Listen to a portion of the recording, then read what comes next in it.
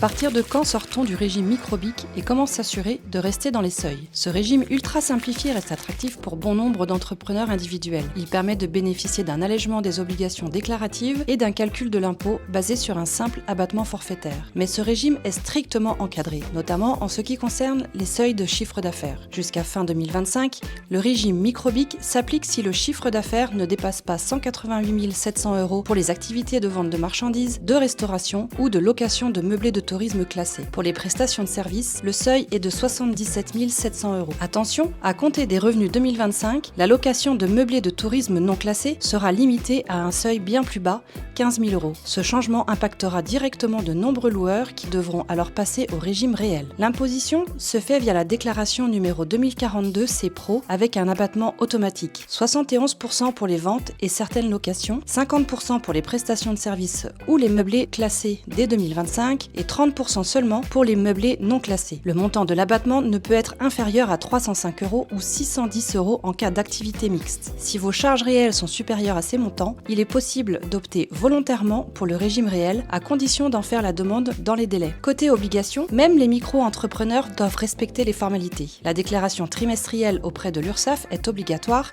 même en l'absence de chiffre d'affaires. Un oubli entraîne une pénalité de 58 € à laquelle peuvent s'ajouter des majorations de cotisations sociales. En cas de dépassement de seuil sur 2 années consécutives, l'entrepreneur bascule de plein droit dans le régime réel au 1er janvier de l'année suivante. Cette transition entraîne des obligations comptables plus lourdes, notamment la production d'une liasse fiscale. Les plus-values réalisées sur les biens professionnels seront alors imposées selon les règles des plus-values professionnelles, sauf exonération prévue par le Code général des impôts.